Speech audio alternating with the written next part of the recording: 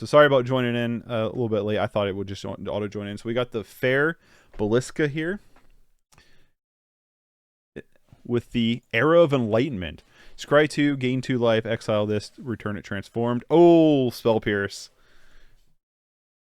Is there a... Sorry, not to do this. I want this turned on. Yeah, there we go. Let's get this bad boy turned on so we can get a bigger version of the card we can look at. That is some sick artwork for the planes. I love that. That is awesome. I haven't seen that artwork before. Got a Candy Trail, one of my favorite cards recently printed. And a Negate. Oh, don't do that. Oh, they had the backup Candy Trail anyway. Let's go. I love Candy Trail. I'm not rooting for anybody in particular, but I do love me some Candy Trails. I did get to see these deck lists before people started playing, so I'm really curious to see how this match unfolds. I think this is going to be a pretty interesting match to see. Love that artwork though. Let's see the artwork of his islands here. Pretty interesting. Modern Age. Modern Age is a really strong card. Kamigawa had a lot of sweet cards in it.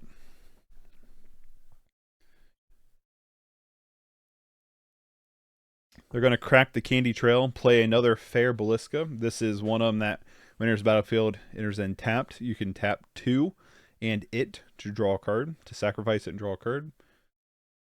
Not a card I've really seen played before, but I think that's the interesting thing about doing something like this is I think you are going to see some Pauper staples, but I think you're going to see a few different cards. What was that he discarded? Afira's Dispear. I can't read today. Dispersal. There we go. Oh, Scalarian Terror comes down. The terror has arrived. Oh, he got the Destroy Evil with no backup counter.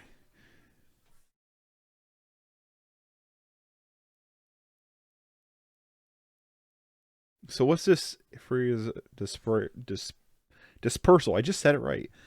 This spell costs 2 less to cast if it targets an attacking creature, returns over your hand, and then Surveil 2. Yeah, that's pretty good. Sunblade Samurai. Search your library. So we're cycling Sunblade Samurai here to search for a basic plains card. They gain 2 life. Now, I do know that when they were building this deck, they did say they were trying to be a meta buster, thinking that Mono Red was going to be a big deck. So that was kind of some of the thought there. Quick study, draws a couple cards. I think it's what they did. So it comes in the Vector Glider. Now, Vector Glider is a really strong card that I guess it doesn't matter. Deals 3 damage to target tapped creature and you gain 2 life. I was going to play red. Yes, you were, Bull. We're going to go over your list after the tournament. I want to go over all the deck lists that were submitted. Kind of talk about them. I understand you couldn't join us today, Mr. Bull. I understand. But I do want to thank you for the idea. So this Tinker's Tote I thought was really cool. When it enters the battlefield, it creates 2 colorless gnome artifact creature tokens. But then it has, doesn't it have a, yeah, it has a, where you sacrifice it and you gain 3 life. So Tinker's Tote was kind of a pretty interesting card from the new Ixalan set. But yeah, I do want to thank you, Bull, for like having this idea. I think it's a really cool idea.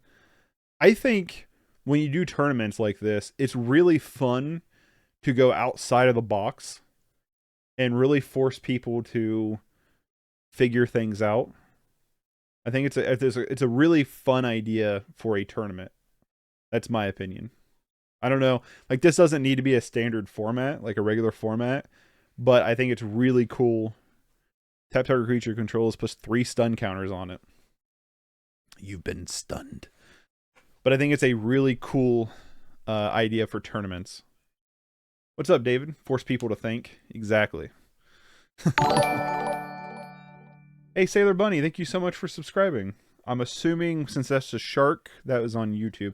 I need to change. I need to one day sit down and fix my OBS layout. So everything is like interacted differently. Union of the Third Path, a card I played in Core Tron when I was trying out Core Tron. Really liked Union of the Third Path. It got negated though, but I do like Union of the Third Path. We are Tup is down to 3 cards in hand. Lucas has 4, but also 30 life is a lot.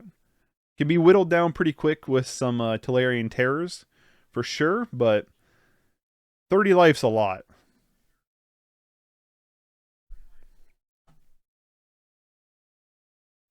Another frozen and freeze in place.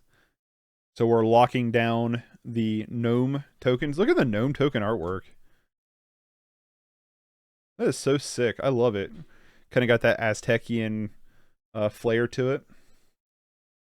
Looks sweet. So we're going another candy trail here. Is it going to get countered? That's the question, is if you have a counter spell, which I think Lucas is debating here. If you have a counter spell, do you counter it? Which they're going to. I realize we can't see their hand, so I can just make the player field bigger. So let's do that. So was that... Okay, so Scatter Ray was a play this or pay more. Kind of time walking Candy Trail a little bit, but the question is do you counter Candy Trail there? Probably. I feel like Scrying 2 at this point, where the game state is probably pretty strong. We have another quick study for Lucas to draw a couple cards. This is already more fun than I've had in a while, not since playing Lotus and cards. Oh, good, I'm glad. Cards, I gotta try cards out. I see you and Lotus talk about it. It looks so cool. I gotta try it out one day. I just haven't had time, really haven't had much time to like play much of anything here recently. Like I haven't even played. Is there a counter for this? Oh, it only taps them. It doesn't keep them locked down. But they do get to scry and draw a card. So Lucas will get to untap this. It's not like an enchantment to keep it tapped down. Captivating Cove, a new land from Lorcana. Ixalan. Sacrifice. You can tap it. It's basically Crystal Grotto minus the scry and adding. Put 2+1/+1 counters on target creature. But yeah, I haven't played Magic all week. I haven't played it once all this past week. I want to with the new Ixalan set. I just haven't found time to sit down and play very much. Hidden Courtyard comes in. Hidden Courtyard, the Discover land. We got a Union of the Third Path coming in. Hope to draw some more cards. This Tolarian Terror, we have some 1/1s versus this big 5/5 that potentially has some good protection with them having 4 cards in hand. Another Tinker's Tote is going to definitely buy some Tolarian Terror time. But we only have these 1/1s. We're going to have to find something a little bit bigger or another potentially Destroy Evil. Ooh, another Scatter Ray. Another Scatter Ray coming in to kind of lock down those gnomes. I like that card. This Tinker's Tote, I like this card. This card's cool. I don't know how good it'd be in like regular Pauper, but like in limited, this card would be sweet in limited. Well, I don't know. Because it only creates 1/1s for 3 and gain 3 life. I like it. Regardless if it's like a strong card or not. I mean, it feels good right here in this kind of environment. But I do like the card quite a bit. Uh-oh, here we go. Is Quicksand Whirlpool going to go through, or is it going to get countered? Lucas letting Tolarian Terrors. Ah, no. We got the negate. He said, nope. You shall not cast. Smart from Lucas to let the word cost go through before countering. I sometimes jump the gun on that.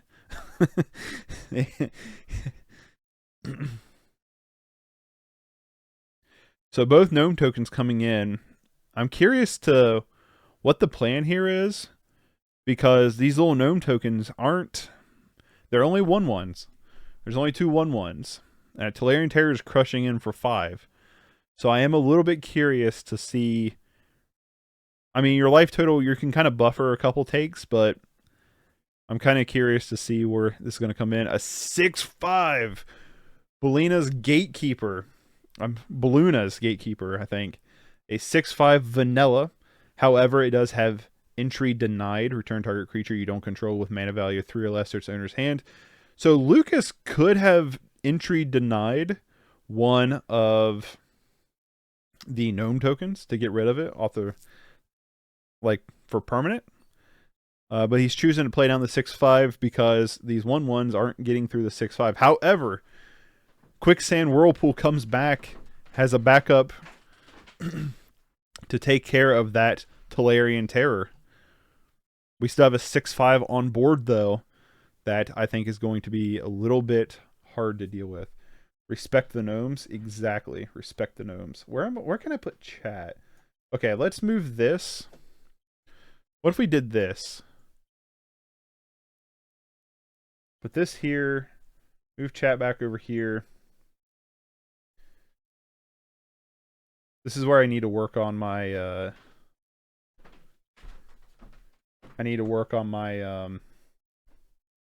stream layout. That's another thing I need to do. I need to work on my stream layout because I want to have this up here so I can see what happens with certain things. So we have a Deadly Respoot, deals 3 damage to target tap creature. You gain 2 life. And they choose to return their target creature to their owner's hand is what they chose to do. That's interesting. So now we're going to use the entry denied to start eating away some of the gnome tokens. Also, if anybody watching has any kind of criticism about how the show is being presented or any kind of suggestions, I would love to hear some of them.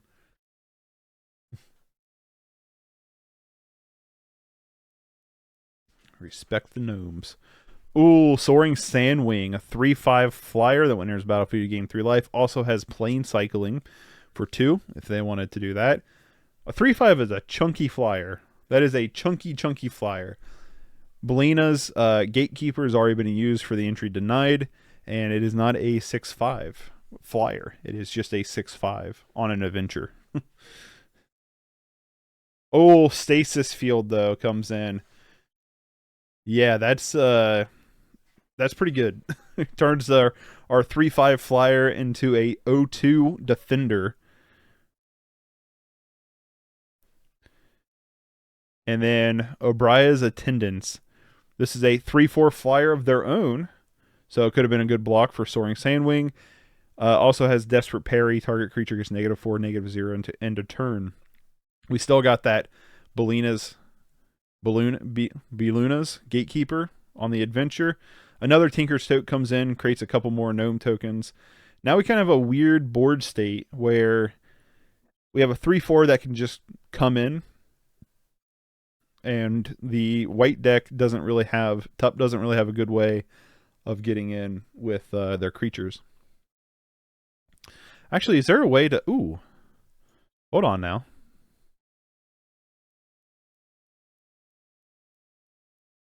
Okay, there we go. So Gatekeeper comes in. How does this look? We have the big card over here. So in comes in the 3/4 flyer. Actually, I could maybe try this. What happens if I do this? We're testing it live, folks. You know what? I like that. I like this better. Because then we can see the graveyard better now, too.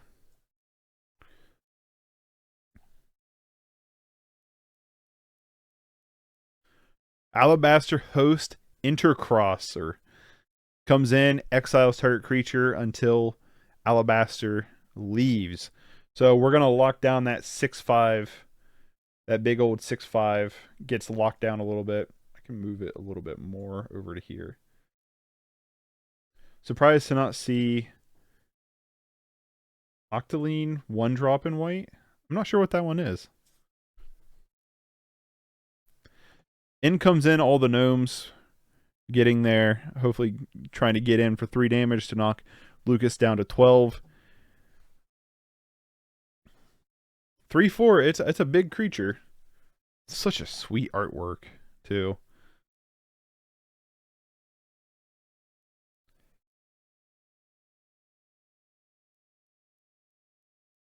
You know what I like about this too, about watching on the spectator side, is you don't get to see hands.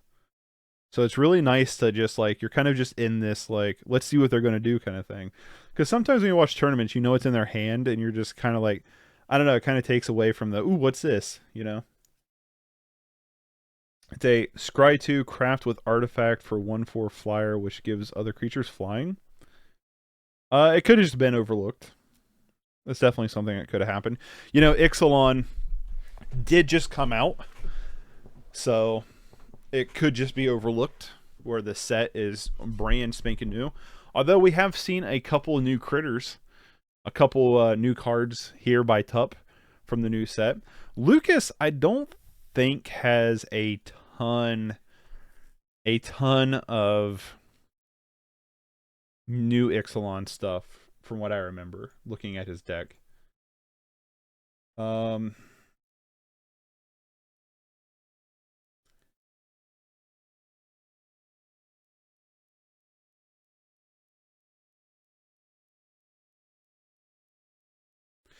of fact, I don't think they have anything from Ixalan. Yeah, it looks like they have nothing from Ixalan in their deck. We have the Era of Enlightenment coming in, allowing Tup to scry 2. It's worth noting that Lucas has played cards to draw cards, and Tup has kept up with them in terms of card advantage.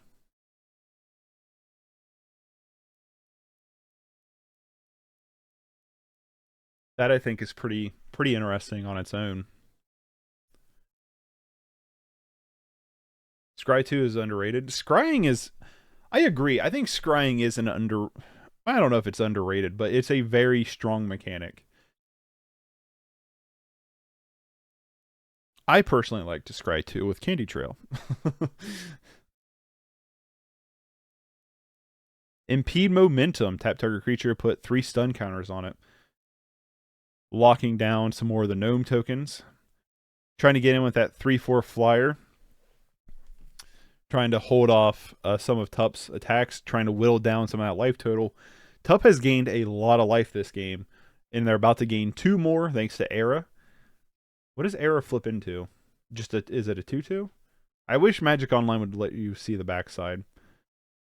So there we have another Union of the Third Path coming in, allowing them to gain even more life and draw even more cards, and going to crush in with these 2 little gnomes.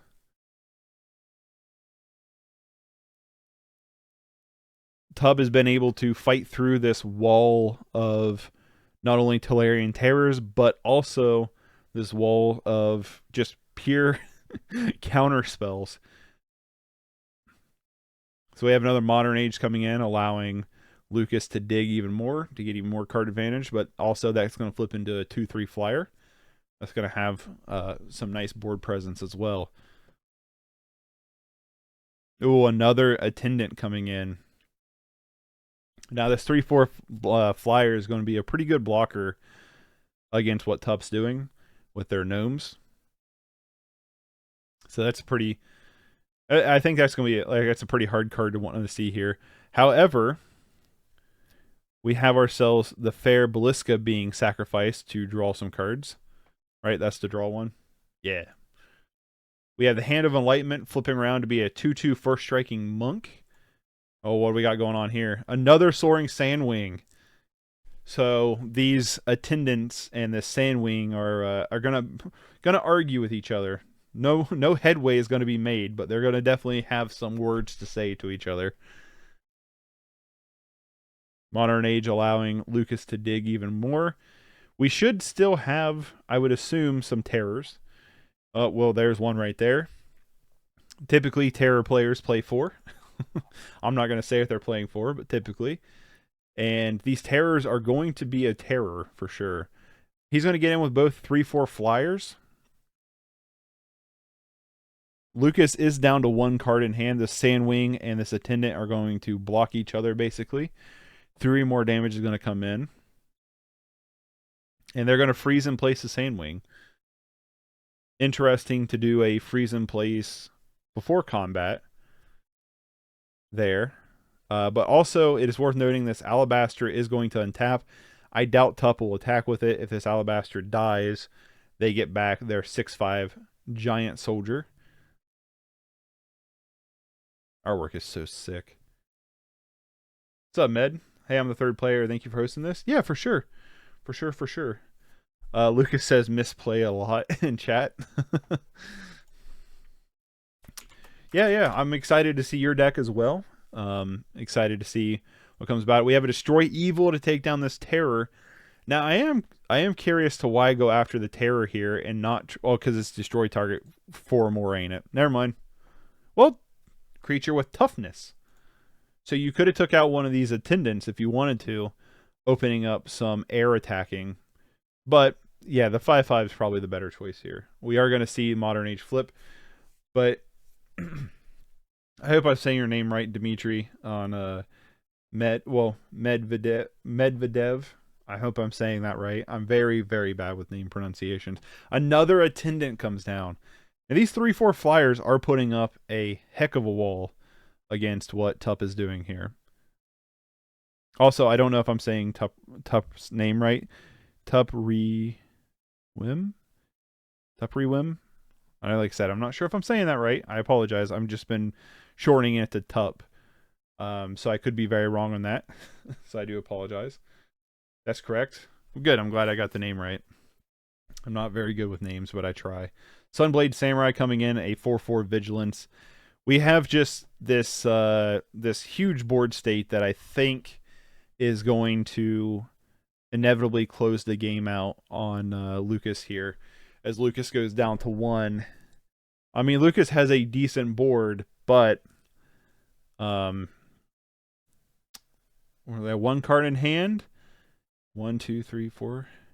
So he's got enough blockers here, but Tup is going to play Candy Trail.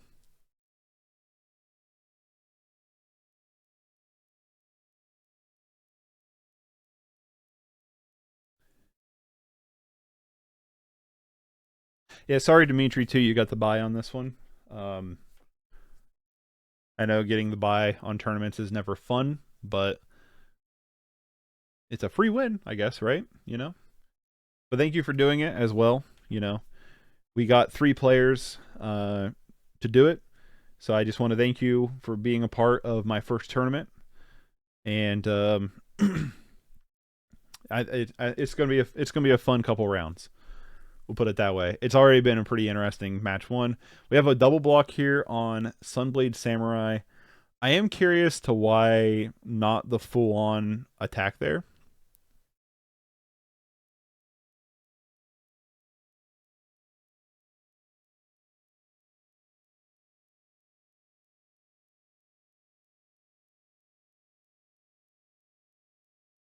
Is this a Captivating Cave Crack? No. Oh, it's another Alabaster. And that's it. Top's going to take it, and they're going to head into sideboarding. Now, I'm assuming we obviously aren't going to see sideboarding. I'm assuming we're going to stay here on the main page here. But that's game 1 is going to go to Tup here. And yeah, pretty interesting decks. We have a pretty mono blue Terror deck here with some interesting choices with Obria's, if I'm saying that right. Attendance, we have the Modern Age. We also have the Giant, the Gatekeeper here, and a nice wide variety of counterspells. This white deck is really interesting as well, being one using quite a bit of Ixalan cards. We're seeing quite a few Ixalan cards come in. There's no denying that Tinker's Tote was pretty good here. Just regardless, get a lot of bodies on board. I always feel like when you play decks that are like Terror, even if they're 1/1s, if you can just get a lot of bodies on board, that's pretty strong. But then we have other cards like the Soaring Sandwing, which just creates a good blocker for these efficient flyers. We have the Host Intercessor that allows them to pretty much, you know, eat one of their guys. Journey to Nowhere, one of their creatures, which has been historically good against Terror decks. Candy Trail, obviously near and dear to my heart. I love Candy Trail. It's one of my favorite cards from Wilds of Eldraine. Era of Enlightenment was pretty interesting too. And yeah, the third path felt good when I played it in You can go in third path. Felt good when I played it in the core Paupertron deck that I was running. I had another event going, so that buy was perfect. Awesome. Well, that worked out then, didn't it? Let the bodies hit the board here. I can only count to 4. After consideration, my sideboard definitely could have used some improvement, is what Tubb says in the chat.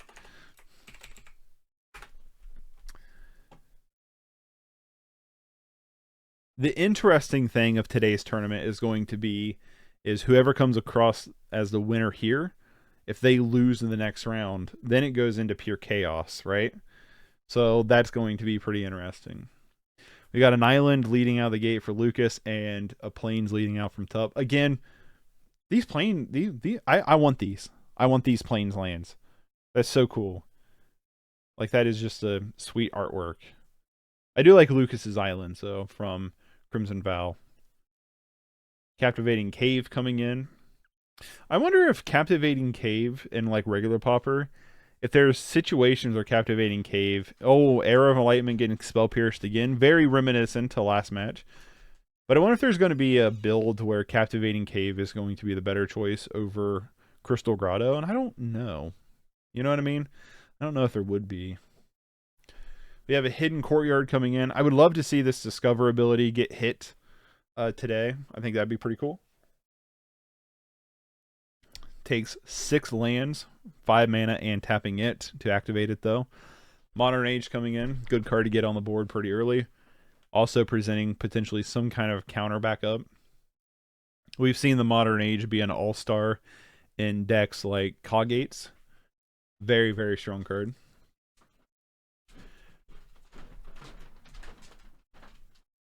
Huh. We're going to plunge into water to scry and draw a card. But it's going to get negated. Interesting, because it is a tap up to 1 target creature. So you don't have to choose a target creature to plunge into water. That's pretty interesting. We have a Tinker's Tote coming in. Oh, I wonder if he was baiting out. I wonder if they were baiting out a counter spell there, so they could get this Tinker's Tote down. That's pretty interesting.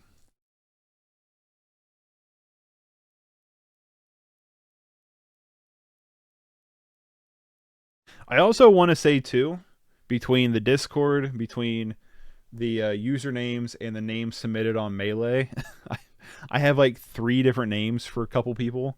So I'm just going to call people based off of their Moto names, their Magic Online names. But Gnome coming in, the Gnomes are coming in. We have a Dispersal. I literally just said it the last game. Dispersal coming in, eating one of the Gnome tokens. It was nice to gnome you. Oh, another one. Cleaning off the board nice and clean, allowing him to surveil 4 times. A lot of surveilling in 1 turn. Tup is going to... What are they going to do? Soaring Sandwing. Cycle. They're going to plane cycle here. Finding another planes. And then another Tinker's Tote. Lucas is down to 1 card, so this Tinker Tote coming in is going to be pretty effective. That also presents 6 extra life on board, which is pretty good against a board of a 2/3. Lucas is down to 2 cards in hand, while Tup is up to 3. However, you know, Lucas is in this position where these little 1/1 gnomes aren't getting through this 2/3 very well. You know what I mean? So that 2/3 is going to be a pretty good blocker. It's not going to be a very good attacker currently, but it is going to be a pretty good blocker for this 2/3. Lucas building his hand up to 3. There goes a Tinker Tote. There goes a Tinker Tote. Up to 6 life. From that, we do have these Captivating Caves that I think are activated only as a sorcery. Yeah, they are. So there's no combat tricks that are going to happen with Captivating Cave. Another negate comes in for Arrow of Enlightenment, allowing them to not dig a Scry 2 there. I am curious because we've had 1 match so far. You know, Lucas is a little light on threats, where Tup is a little light on interaction spells. So I am curious, is it better we'll get the magic philosophers out here and the philosopher stone. Is it better to counter the card advantage card, or would it be better to counter the interactive piece? I don't have an answer. I don't play blue. I don't have an answer. My control decks are black, so you just kill whatever is on the board, or you kill their hand. Those are what you do. So, as someone who plays blue, I think is an interesting question. Vanish into Eternity. This spell costs 3 more to cast if it targets a creature. Exile target non-land permanent. Goodbye, Modern Age. You are not going through those sagas.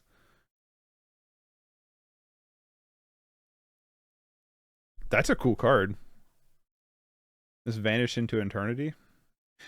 I mean, obviously it wouldn't be very good to go against creatures because it's 3 extra, but interesting piece there. Card advantage, I think, then you're getting value off the counterspell. Yeah, I think one of the great discussions of theology here, but no, like it is interesting thing to talk about because, yeah, if you allow them to dig for stuff, but if you know they can't, like if you can counter all their stuff to remove your stuff and your stuff is bigger than their stuff, you know what I mean? It's a very interesting thing to think about. I don't know what I would do there. I really don't. I don't know what I would do there. So Quicksand Whirlpool coming in to get rid of this. Vector, however, shore up. Target creature gets +1/+1 and hexproof until end of turn. So this Vector Glider ain't going nowhere. Another Quicksand Whirlpool. We're doing it again. And there goes the Modern Age. I like this shore up card. Got a nice big old Red Lobster. All you need is some Cheddar Bay biscuits. Good to go. Another Modern Age. So haven't seen a Terror yet. Could have been sideboarded out. But these Modern Ages are coming in pretty hard. What is this? Weakstone's Subjugation. A 1-drop enchantment Aurora. Enchant artifact or creature. When it enters the battlefield, you may pay 3. If you do, tap target permanent. Enchant permanent doesn't untap during its controller's untap step. So it's like a frozen in place kind of card. That's interesting. We got another Tinker's Tote coming in. And it's going to get Scattered Ray here. So no on the Tinker's Tote. We did have a Union of the Third Path go by as I was reading Weakstone's Subjugation. It is worth noting that Lucas is down to 7 minutes and 30 seconds, while Tup is up 12:47. So Lucas, there is a bit of a time discrepancy here. So if we do go to a third game, it's going to be on Lucas to really click through things as quick as possible. Sunblade Samurai coming in, and it's going to be hard because it's going to be an uphill battle because we've seen Tup just be able to gain a ton of life. Another Scatter Ray coming in to take care of the Sunblade Samurai, which, by the way, might be the best artwork I've seen all day today. That artwork is killer. Love me some Samurai. Killer artwork. We have a quick study, drawing some cards for Lucas. Although Terror decks, while they could take a while to get going, can close out a game very quickly. Or they could just spam out a couple Terrors. Couple quick studies, though. Allowing them to draw 4 cards, refill their hand. Tup is going to come in with another Sunblade Samurai. Let's see what happens on this one. It sticks. It sticks. We now have a 4/4 Vigilance. With that being a 4/4, it'd be very easy to throw a Sunblade Samurai and a Gnome under a Terror bus. Status Field, though, is going to null and void this Sunblade Samurai pretty well. Status Field being a pretty good card. Hi, puppy. What you doing, buddy?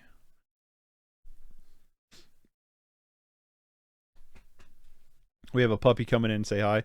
Kenny Trail coming on board. Going to help Tup dig a little bit through Kenny Trails. This is why after the tournament, they'll message me and be like, you butchered my name so bad. It's not Tup. I keep wanting to say, my brain sees the name and I want to say Tupperware. I'm like, there's no way. There's no way. That's what my brain wants to do. Another quick study, draw any more cards. Here we go. I was like, there's no way they haven't found a Terror yet. What would be how bad's the variance where you're 20 some cards in and you haven't seen a Terror yet? In comes in Vector Glider. We're going to start chipping away at this grown life. This, yeah, quite a bit of life here gained. Depends on the hand size. What do you mean depends on the hand size there, David? Plunge into Winter is going to tap down this Terror. I am curious to why they're doing this on the end step. They're going to shore up, so it's not going to matter anyway. They're shoring up, though, before Tup pays the ward cost. Counting the card draw or not. Yeah, I mean, that's true. They're up to 4 cards in hand, though. 23 in deck. Tup is at 35 in deck and 4 in hand as well. Oh, it was on Lucas's in turn. Okay. Okay. Another plunge into Winter coming in for Tolarian Terror here. Now, if this gets countered, this could be pretty rough because they are paying the ward cost. Spell Pierce coming in, and here's the question. They are going to go ahead and pay the Spell Pierce. We're going to plunge this Terror into Winter for a turn. In comes in the Gnomes.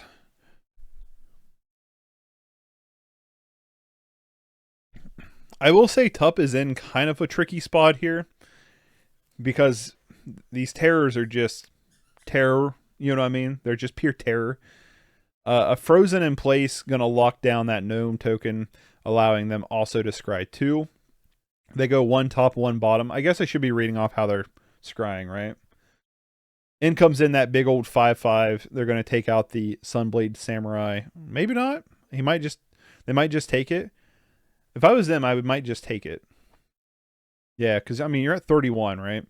The thing is at this point, with Lucas being at 5:35, Tup being at 10 minutes and 40-some seconds, the question now is obviously you want to close the game out. Oh, Destroy Evil on the Terror. Is this going through, yes or no? It might be. It did.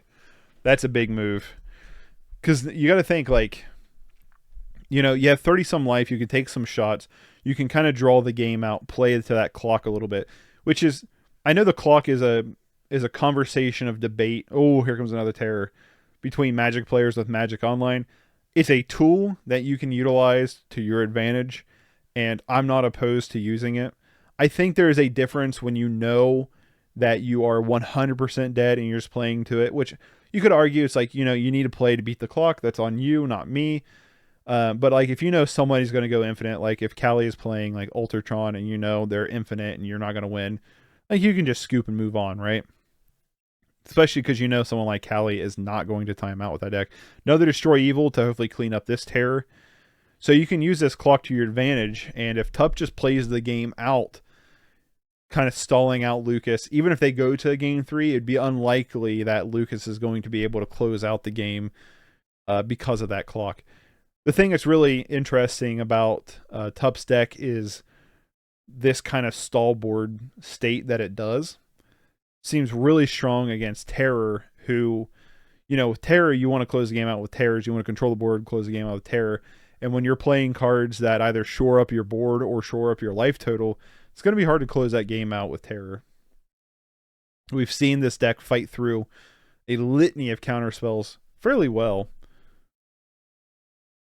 So Lucas has entered in the red. They are under 5 minutes of their time. But a Quicksand Whirlpool is hopefully going to clean up this Vector Glider. It did. This Modern Age is now gone, and they're going to pop their Candy Trail to gain some life. They're only going to be able to get in with a 1/1, but at this point, I feel like the game is closing up just because of the time on the clocks. It's going to be so hard if they go to game 3 for Lucas to turbo out a win. But it's not impossible. It's just going to be hard. So a Dispersal is going to come in and clean up one of the Gnome tokens.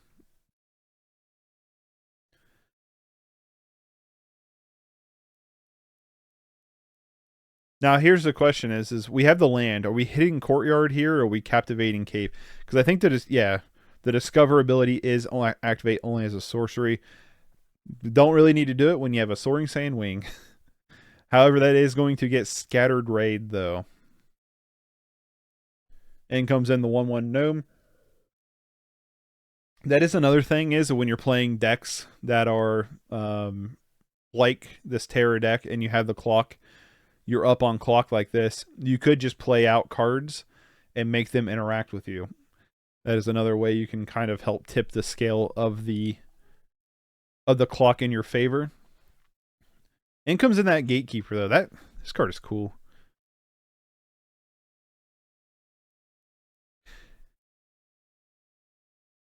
We got a quicksand whirlpool coming in hot. Card from Ixalan. Showing its worth here. Showing its worth here for sure. In comes in that little 1/1 gnome. Nomeo here.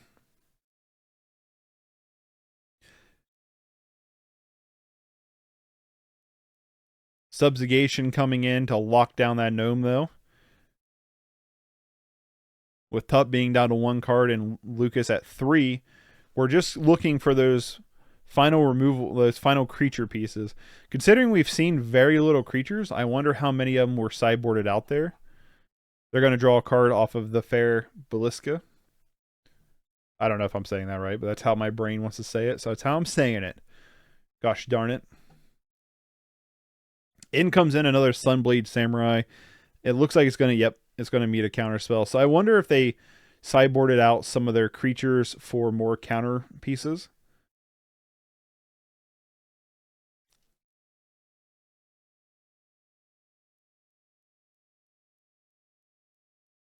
Another crack of a land here to draw some more cards.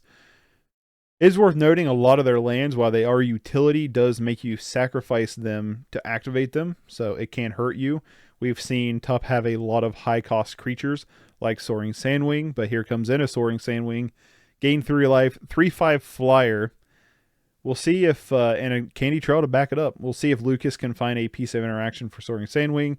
However, Candy Trail will get negated. No more candy for you.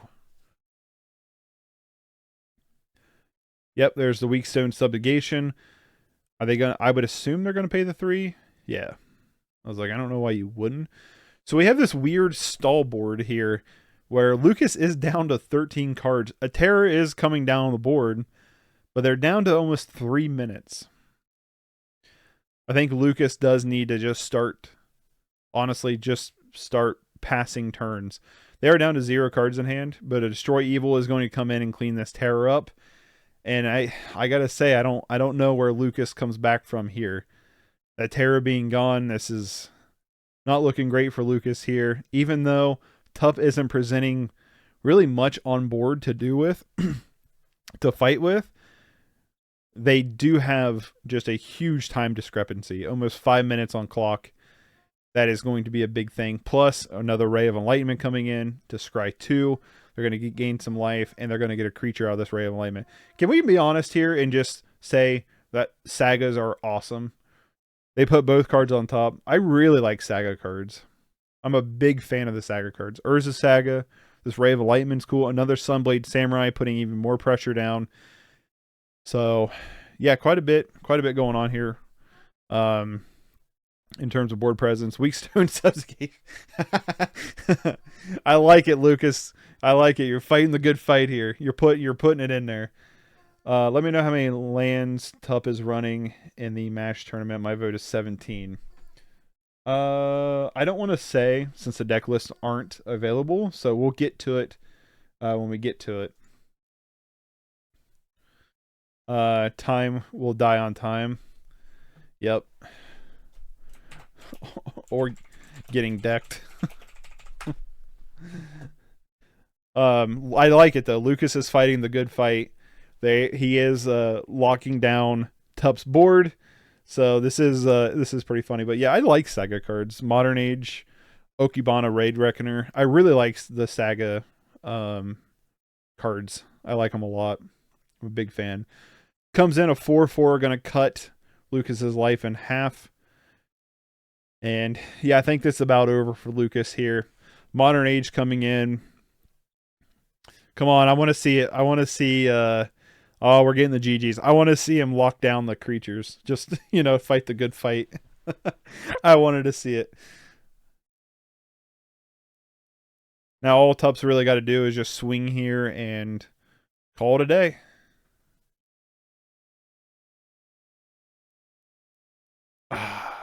I was hoping to see some kind of like play where he gets to live one more turn. So congratulations, Tup. We are our first winner. Round 1. Good games, both of you, Tup and Lucas. Cool decks. Great games. Really, really fun to watch. And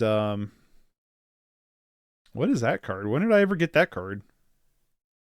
When did that show up in my...